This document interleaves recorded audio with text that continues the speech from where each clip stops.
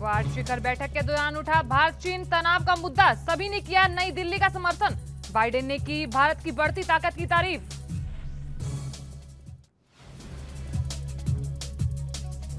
उत्तराखंड में तीर्थ मंत्रिमंडल का गठन, 11 मंत्रियों ने ली शपथ। अब विभागों पर टिकी मंत्रियों की नजर, अंदर खाने खींचतान के आसार। और किसानों का आंदोलन लगातार जारी, आज नंदीग्राम कोलकाता में किसान यूनियनों की महापंचायत, राकेश टिकैत रहेंगे मौजूद।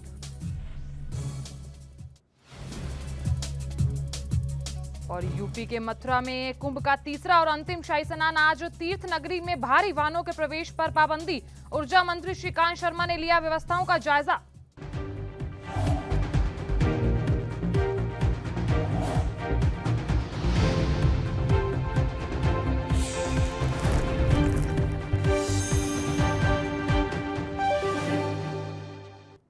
नमस्कार, एनबी न्यूज देख रहे हैं आप और मैं हूं आपके साथ साधना बत्रा। बुलेटिन का आगाज करेंगे, लेकिन आपको बड़ी खबर से रूबरू करवा देते हैं।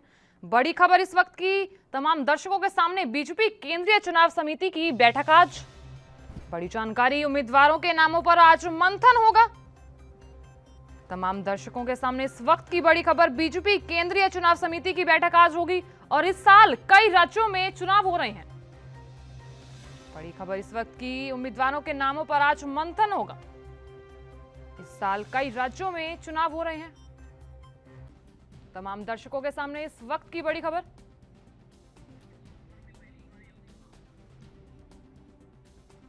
सभी दर्शकों के सामने इस वक्त की बड़ी खबर, जानकारी देते भारतीय जनता पार्टी केंद्रीय चुनाव समिति की बैठक आज आयोजित की जाएगी और इस बैठक में चुनावी राज्यों व केंद्र शासित प्रदेश के लिए पार्टी उम्मीदवारों के नामों को लेकर चर्चा होगी। दरअसल इस माह के अंत में 5 राज्यों में पश्चिम बंगाल, असम, तमिलनाडु, केरल और पुडुचेरी में विधानसभा चुनाव की शुरुआत हो रही है और जिसके नतीजे 2 मई को आएंगे। जानकारी दे दे, राजनीतिक दल अपने अपने उम्मीदवारों के नाम पर मंथन कर रहे हैं और इस बीच भाजपा के उम्मीदवारों के नाम पर विचार के लिए एक बार फिर भाजपा की केंद्रीय चुनाव समिति बैठक का आयोजन कर रही है।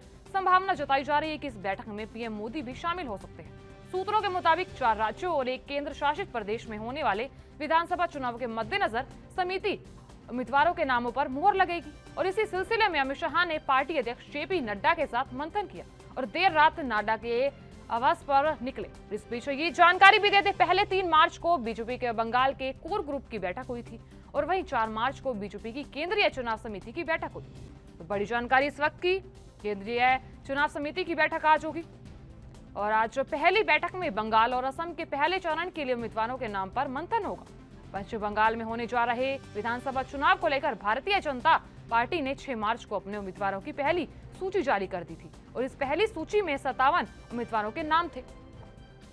तो वहीं नंदीग्राम सीट से मुख्यमंत्री और टीएमसी प्रमुख ममता बनर्जी का मुकाबला बीजेपी नेता शुभेंदु अधिकारी से है। शुभेंदु पहले ममता के करीबी थे और वो दीदी को पटखनी देने के लिए भाजपा में शामिल हुए थे। बड़ी जानकारी इस वक्त की, आज वहीं इस खबर पर अधिक जानकारी के लिए हमारे साथ हमारी संवाददाता अर्चना जुड़ रही है। अर्चना, आपसे जानना चाहेंगे कि आज बीजेपी केंद्रीय चुनाव की समिति की बैठक हो सकती है, क्या कुछ जानकारी? अर्चना, जैसा कि आपको बताना चाहूंगी कि यहाँ पे मदन कौशिक कैबिनेट मंत्री जो पहले रह चुके हैं जी, उन्होंने कल इस्तीफा दिया है। जी जी, इसके बाद इस दौर में 3 लोगों का आगमन हुआ है। सुरेश राठौर। अर्चना, आपसे जानना चाहेंगे, आज उम्मीदवारों को लेकर चर्चा हो सकती है, क्या कुछ जानकारी? आपको बताना चाहूंगी कि 3 विधायक में दौर में है, यतीश्वरन, जी जी, सुरेश राठौर, आदित्य चौहान। जी जी, जैसा कि कैबिनेट मंत्री का ये पहला वो था कि ये 3 विधायक जो पहले दौर में आगे हैं जी, और पहले दौर में आगे होने के कारण इनका सबसे पहला नाम है सुरेश राठौर का।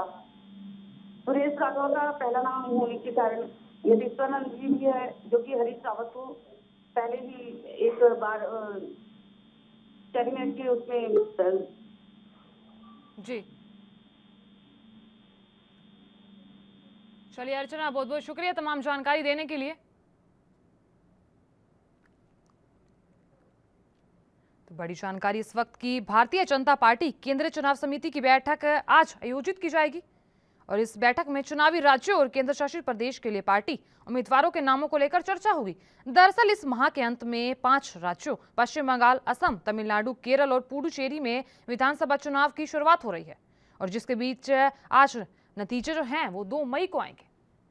तो सभी राजनीतिक दल अपने अपने उम्मीदवारों के नाम पर मंथन भी कर रहे हैं और इस बीच भाजपा के उम्मीदवारों के नाम पर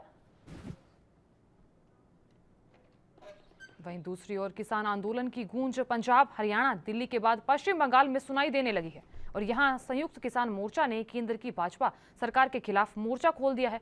दिल्ली में किसान आंदोलन का नेतृत्व कर रहे इस संगठन के नेता बंगाल पहुंच चुके हैं, जो बंगाल के किसानों को बीजेपी को वोट न देने के लिए समझा रहे हैं और किसानों का प्लान है कि बीजेपी का बहिष्कार करके सरकार का दंभ तोड़ा जाए। और दिल्ली में चल रहे किसान आंदोलन का नेतृत्व कर रहे किसान नेताओं ने शुक्रवार को कोलकाता में प्रेस कॉन्फ्रेंस की और इस दौरान उन्होंने बंगाल के किसानों को संदेश दिया कि वे भाजपा का बहिष्कार करें और उसे वोट न दें। बंगाल विधानसभा चुनाव को देखते हुए 294 किसान दूतों ने 294 विधानसभा क्षेत्रों के लिए अपनी यात्रा शुरू कर दी है और रंगारंग जुलूस के साथ ये किसान दूत पूरे बंगाल में ट्रैक्टर से यात्रा करेंगे।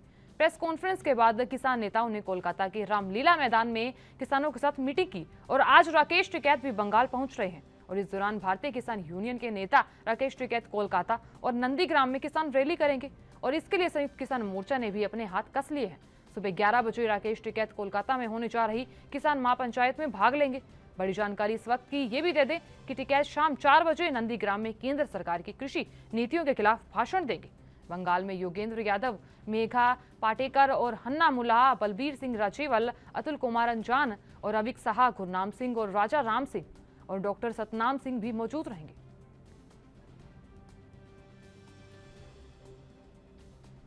तो बता दें आपको कि आज जो महापंचायत होने वाली है उसमें किसान नेता राकेश टिकैत शिरकत करेंगे, यानी कि मौजूद रहेंगे। किसान आंदोलन अब लगातार तेज होता नजर आ रहा है। तो किसान आंदोलन की गूंज पंजाब, हरियाणा, दिल्ली के बाद अब पश्चिम बंगाल में सुनाई देगी। यहां संयुक्त किसान मोर्चा ने केंद्र की भाजपा सरकार के खिलाफ मोर्चा खोल दिया है और आज पश्चिम बंगाल में किसानों की महापंचायत है। बता दें आपको कि आज 11 बजे कोलकाता में महापंचायत होगी, जहां राकेश टिकैत मौजूद रहेंगे। तो इस बीच बड़ी जानकारी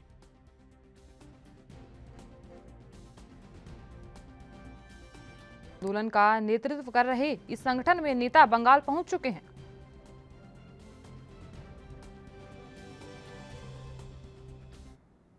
चलिए आपको बड़ी खबर से रूबरू करवा देते हैं। बड़ी खबर इस वक्त की उत्तराखंड से आ रही है। तमाम दर्शकों के सामने उत्तराखंड से इस वक्त की बड़ी खबर। उत्तराखंड में तीर्थ मंत्रिमंडल का गठन हो चुका है और इस बीच कल मंत्रिमंडल में 11 मंत्रियों ने शपथ ली थी। तीर्थ मंत्रिमंडल में अब किसका कद बढ़ेगा, अब ये देखना होगा। और बड़ी खबर इस वक्त की, उत्तराखंड में तीर्थ मंत्रिमंडल का गठन होगा। अब विभागों पर मंत्रियों की नजर टिकी है। तीर्थ मंत्रिमंडल में किसका कद बढ़ेगा, अब ये साफ तौर पर देखना होगा। और इस बीच बता दें, विभागों पर मंत्रियों की नजर टिकी हुई है। मंत्रियों की नजर अब पोर्टफोलियो पर भी दिखाई दे रही है और कल मंत्रिमंडल में 11 मंत्रियों ने शपथ ली थी। मंत्रियों की नजर अब पोर्टफोलियो पर दिखाई दे रही है और अंदर खाने खींचतान के आसार भी दिखाई दे रहे हैं। बड़ी खबर इस वक्त की तमाम दर्शकों के सामने है। उत्तराखंड में तीर्थ मंत्रिमंडल का गठन हो चुका है और कल मंत्रिमंडल में 11 मंत्रियों ने शपथ ली थी। बड़ी खबर इस वक्त की तमाम दर्शकों के सामने है। एएनबी न्यूज लगातार आपको बड़ी खबर से रूबरू करवा रहा है। उत्तराखंड से इस वक्त की बड़ी खबर, उत्तराखंड में तीर्थ मंत्रिमंडल का गठन हुआ और कल मंत्रिमंडल में 11 मंत्रियों ने शपथ ली। और अब देखना यह है साफ तौर पर कि तीर्थ मंत्रिमंडल में किसका कद बढ़ेगा। और इस बीच विभागों पर भी मंत्रियों की नजर टिकी हुई है।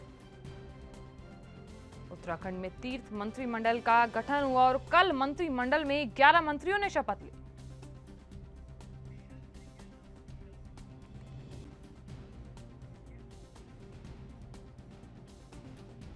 उत्तराखंड से इस वक्त की बड़ी खबर, तीर्थ मंत्रिमंडल का गठन हुआ और कल मंत्रिमंडल में 11 मंत्रियों ने शपथ ली। अब देखना साफ तौर पर यह है कि इस मंत्रिमंडल में किसका कद बढ़ेगा। अब विभागों पर टिकी मंत्रियों की नजर। साफ तौर पर आप देख सकते हैं उत्तराखंड से इस वक्त की बड़ी खबर। उत्तराखंड में तीर्थ मंत्रिमंडल का गठन और 11 मंत्रियों ने इस मंत्रिमंडल में शपथ ली थी।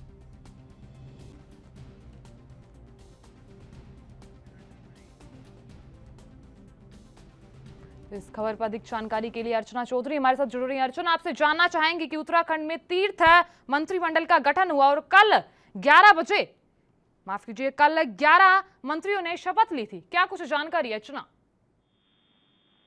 जी, जैसा कि आपको बताना चाहूंगी साधना जी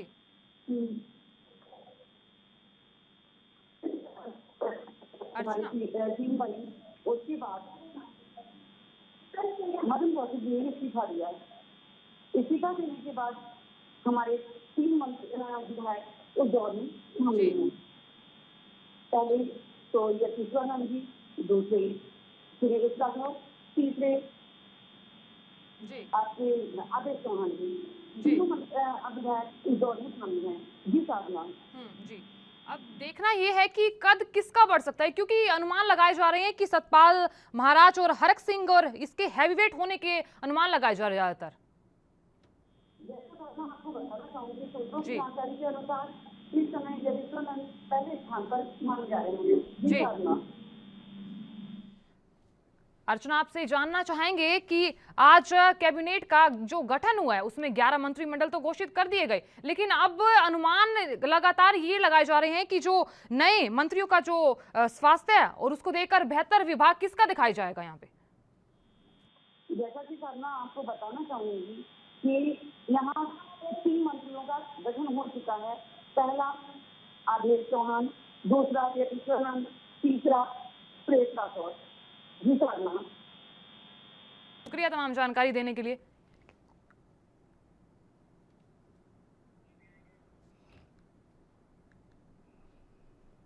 वहीं महाराष्ट्र में कोरोना वायरस महामारी का संकट तेजी से बढ़ता जा रहा है और वैक्सीनेशन के बीच महामारी की रफ्तार ने सरकार की चिंता बढ़ा दी है और हर दिन रिकॉर्ड स्तर के नए आंकड़े सामने आ रहे हैं।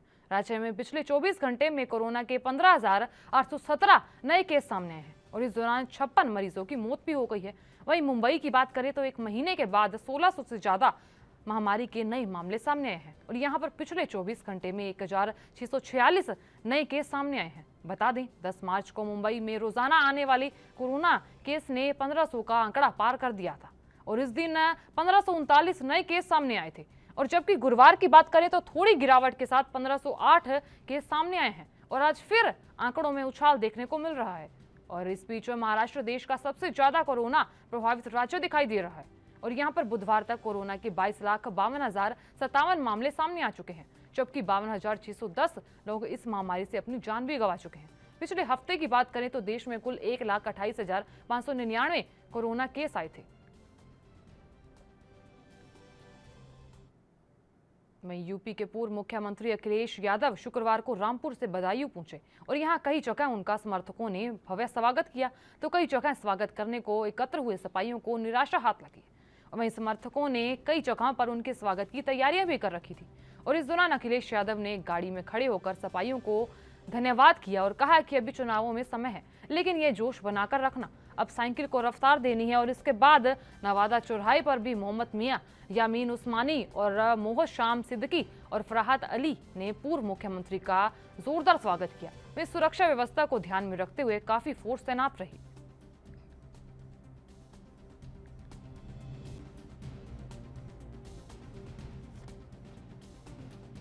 बड़ी खबर इस वक्त की कि पूर्व सीएम अखिलेश यादव बदायूं पहुंचे हैं, जहां कई जगह उनका समर्थकों ने भव्य स्वागत किया है। साथ ही कई जगह स्वागत करने को लेकर एकत्र हुए सिपाहियों को यहां निराशा भी हाथ लगी है। वहीं समर्थकों ने कई जगह पर उनके स्वागत की तैयारियां कर रखी थी। इस दौरान अखिलेश यादव ने गाड़ी में खड़े होकर सिपाहियों को धन्यवाद किया और कहा कि अभी चुनाव में समय है।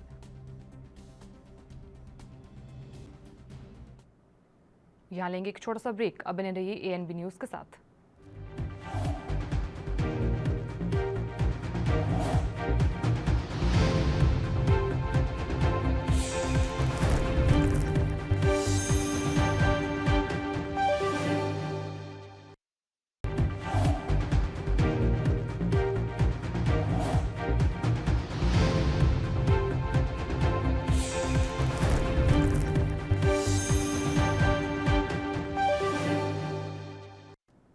के बाद आप सभी का स्वागत है। चलिए खबरों का आगाज कर लेते हैं, लेकिन उससे पहले आपको बड़ी खबर से भी रूबरू करवा देते हैं। इस वक्त की बड़ी खबर यूपी के मथुरा से आ रही है। मथुरा में कुंभ का तीसरा और अंतिम शाही स्नान आज होगा। बड़ी खबर इस वक्त की तमाम दर्शकों के सामने। तीर्थ नगरी में भारी वाहनों के प्रवेश पर पाबंदी लगा दी गई है। बड़ी खबर इस वक्त की यूपी के मथुरा से आ रही है। कुंभ का तीसरा और अंतिम शाही स्नान आज होगा। मंत्री श्रीकांत शर्मा ने संत महंतों से चर्चा भी की है। बड़ी खबर इस वक्त की यूपी के मथुरा से आ रही है, जहां आज रिकॉर्ड भीड़ की उम्मीद जताई जा रही है और इस बीच पुलिस फोर्स को भी तैनात किया गया है। तीर्थ नगरी में बाहरी वाहनों के प्रवेश पर पाबंदी लगा दी गई है। बड़ी खबर इस वक्त की यूपी के मथुरा से आ रही है। मथुरा में कुंभ का तीसरा और अंतिम शाही स्नान आज होगा। तीर्थ नगरी में बाहरी वाहनों के प्रवेश पर पाबंदी लगा दी गई है और सुरक्षा के मद्देनजर आज पुलिस फोर्स भी तैनात की गई है। ऊर्जा मंत्री श्रीकांत शर्मा ने व्यवस्थाओं का जायजा भी लिया है। हाँ, ऊर्जा मंत्री श्रीकांत शर्मा ने संत महंतों से चर्चा भी की। यूपी के मथुरा से इस वक्त की बड़ी खबर। सुरक्षा के मद्देनजर आज पुलिस फोर्स को भी तैनात किया गया है। मथुरा में कुंभ का तीसरा और अंतिम शाही स्नान आज होगा। तीर्थ नगरी में बाहरी वाहनों के प्रवेश पर पाबंदी लगा दी गई है। बड़ी खबर इस वक्त की यूपी के मथुरा से आ रही है। कुंभ का तीसरा और शाही स्नान आज होगा। तीर्थ नगरी में भारी वाहनों के प्रवेश पर पाबंदी लगा दी गई है और सुरक्षा की व्यवस्थाओं को देखते हुए आज पुलिस फोर्स भी तैनात की गई है।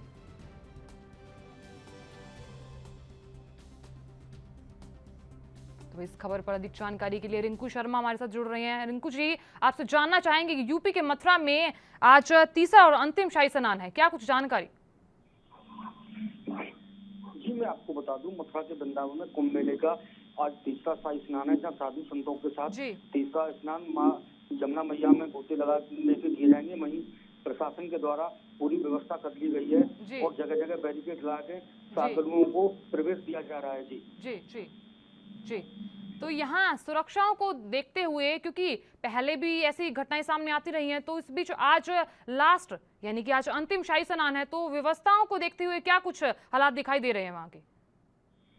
जी, मैं आपको बता दूं, वहीं प्रशासन के द्वारा पूरी व्यवस्था कर ली गई है और जगह जगह बैरिकेड लगाकर श्रद्धालुओं को अंदर प्रवेश दिया जा रहा है। वहीं जो कि आज तीसरा शाही स्नान है, उसको लेकर प्रशासन पूरी तरह मुस्तैद है। जी जी जी, तो यहाँ बताया जा रहा है कि वाहनों पर भी पाबंदी लगा दी गई है। जी, मैं आपको बता दूं, वृंदावन कुंभ मेले में जो वाहन है उनके लिए प्रतिबंध लगाया गया है। और लगता है फोन डिस्कनेक्ट हो गया है, तो बता दें आपको कि आज मथुरा कुंभ का तीसरा और अंतिम शाही स्नान है। बड़ी खबर इस वक्त की तमाम दर्शकों के सामने है।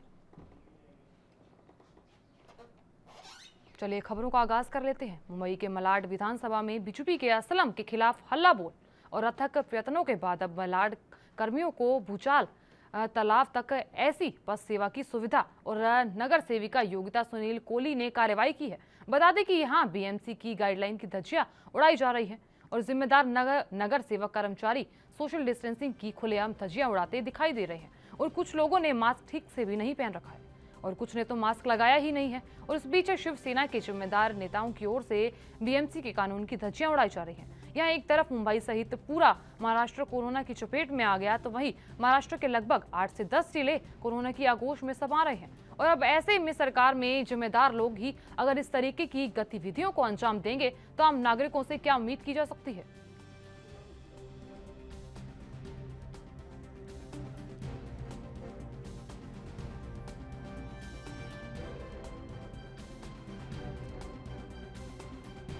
ऐसे ही लापरवाही करते रहे लोग और रुग्ण की संख्या बढ़ते तो शायद अंशतः लॉकडाउन लगने की चांसेस है।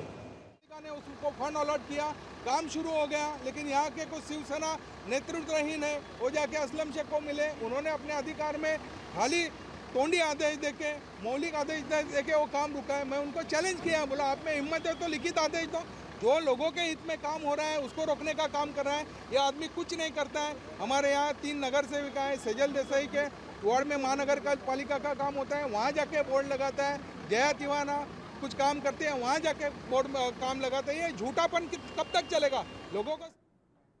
फतेहपुर जिले के गाजीपुर थाना क्षेत्र में 2 लोगों की संदिग्ध परिस्थितियों में मौत हो गई और इस मामले में लोगों का कहना है कि अब मिश्रित शराब पीने से दोनों मजदूरों की मौत हुई है और घटना की जानकारी मिलने के बाद अधिकारियों ने गांव का दौरा किया है, लेकिन दोनों मजदूरों की मौत कैसे हुई इसको लेकर पुलिस अभी तक किसी नतीजे पर नहीं पहुंच पाई है और पुलिस ने दोनों शवों को अपने कब्जे में लेकर पोस्टमार्टम के लिए भेज दिया है।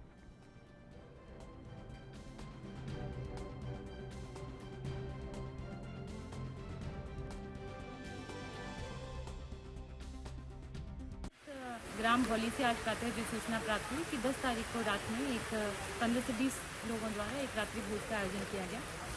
तदुपरांत 11 तारीख को शाम को 5 बजे और 12 तारीख को रात्रि 2 बजे 2 लोगों की मृत्यु हुई। इस रात्रि भोज में मदिरा का सेवन होना भी बताया गया और नियमानुसार दोनों पिए रहे लुटिया ले रहे हैं, अचानक पता नहीं इनका का कसत का होगा, हम जाने नहीं पावा। जब गाबड़ बे तब लेके पते पूरे गवाह हुए। वहीं दूसरी ओर हरियाणा के गुरुग्राम में शुक्रवार को इलाके में बड़ा हादसा देखने को मिला है। रिहायशी इलाके में आसमानी बिजली का कहर सीसीटीवी कैमरे में कैद हो गया और सेक्टर 82 की वाटिका सिग्नेचर विला सोसाइटी में यह हादसा उस वक्त देखने को मिला जब बारिश से बचने के लिए सोसाइटी में काम करने वाले हॉर्टिकल विभाग के कर्मचारी पेड़ के नीचे खड़े हो गए और अचानक बिजली का कहर उन पर टूट पड़ा। बताया जा रहा है कि गाज गिरने से पेड़ के नीचे खड़े 4 लोग झुलस गए। फिलहाल घायलों को इलाज के लिए अस्पताल में भर्ती कराया गया है। वहीं दूसरी ओर कांग्रेस के छात्र विंग NSUI के सांसद के बाहर छात्र अधिकार मार्च निकाला और दिल्ली के जंतर मंतर से संसद की ओर नौकरी दो या डिग्री वापस लो के बैनर तले ये मार्च निकाला गया, जहां बड़ी संख्या में NSUI और आम छात्र जुटे हुए हैं और छात्रों का कहना है कि केंद्र सरकार छात्रों को नौकरी देने में फेल रही है और जो परीक्षाएं देते भी हैं तो उनके सालों तक नतीजे नहीं आते हैं, जिस कारण छात्रों के कई साल बर्बाद हो जाते हैं। तो इस बीच राष्ट्रीय अध्यक्ष नीरज कुंज ने कहा कि हमारे देश का छात्र सफल है और उसके पास डिग्री है लेकिन नौकरी नहीं है। सरकार चाहे 100 लाठियां मारे लेकिन ये मार्च जंतर मंतर से संसद भवन तक जाएगा ही जाएगा और इस सरकार की उल्टी गिनती शुरू हो गई है। केंद्र सरकार ने एजुकेशन बजट को कम किया है जिससे छात्रों का सरकार पर भरोसा कम हो गया है और इस बीच बजट कम करने का सीधा असर एजुकेशन सेक्टर और छात्रों की स्कॉलरशिप पर पड़ेगा। आपको बता दें कि इससे पहले NSUI के किसी भी प्रदर्शन में इससे छात्र शामिल नहीं हुए हैं और जितने इस प्रदर्शन में देखने को मिल रहे हैं उससे पहले इतनी संख्या में छात्र कहीं शामिल नहीं हुए हैं। प्रदर्शन में बढ़ते छात्रों की संख्या से लगता है कि बेरोजगारी को लेकर छात्रों के मन में सरकार के प्रति वाकई रोष है।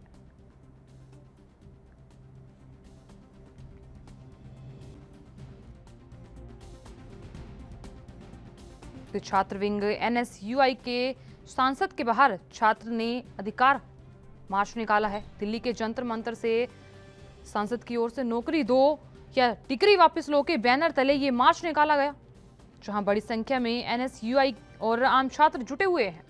तो बता दें आपको कि संसद के बाहर छात्रों ने प्रदर्शन किया है।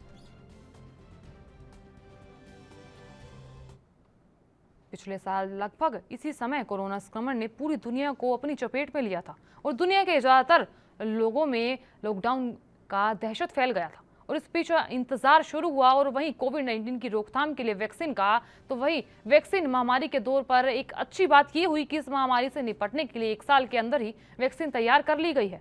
भारत समेत दुनिया भर के देशों में कोविशील्ड, जिसे एस्ट्राजेनेका और ऑक्सफोर्ड यूनिवर्सिटी के वैज्ञानिकों ने तैयार किया था, उसका इस्तेमाल किया जा रहा है और इस वैक्सीन का production Bharat serum institute of India ने किया है। लेकिन अब इस वैक्सीन के सुरक्षित होने को लेकर सवाल खड़े होने लगे हैं और कई देशों में कोविशील्ड के टीकाकरण को अस्थायी तौर पर रोक दिया गया है।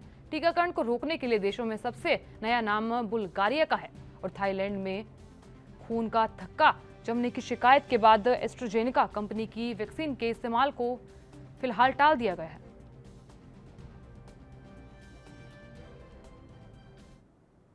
चलिए आपको बड़ी खबर से रूबरू करवा देते हैं। इस वक्त की बड़ी खबर पश्चिम बंगाल से आ रही है। तमाम दर्शकों के सामने इस वक्त की बड़ी खबर, ममता बनर्जी को छूट के मामले में जांच होगी। मुख्य सचिव की इस वक्त की पश्चिम बंगाल से सामने आ रही है। मुख्य सचिव से विस्तृत व स्पष्ट रिपोर्ट मांगी गई है। आज शाम 5 बजे तक विस्तृत रिपोर्ट मांगी गई है। बड़ी जानकारी इस वक्त की पश्चिम बंगाल से इस वक्त की बड़ी खबर पर्यवेक्षकों को भी आज रिपोर्ट देनी होगी। बड़ी खबर इस वक्त की पश्चिम बंगाल से आ रही है, तमाम दर्शकों के सामने इस वक्त की बड़ी खबर। पश्चिम बंगाल में ममता बनर्जी को लगी चोट मामले में जांच की जाएगी। मुख्य सचिव की रिपोर्ट से संतुष्ट जो है चुनाव आयोग नहीं हुआ है, उस बीच आज रिपोर्ट साफ तौर पर मांगी गई है मुख्य सचिव से, और विस्तृत और स्पष्ट रिपोर्ट यहां मांगी गई है। आज शाम 5 बजे तक का विस्तृत रिपोर्ट मांगी गई है। बड़ी जानकारी इस वक्त की पश्चिम बंगाल से, इस वक्त की बड़ी खबर। आज पर्यवेक्षकों को भी आज ही रिपोर्ट देनी होगी और मुख्य सचिव की रिपोर्ट से संतुष्ट नहीं होंगे चुनाव आयोग।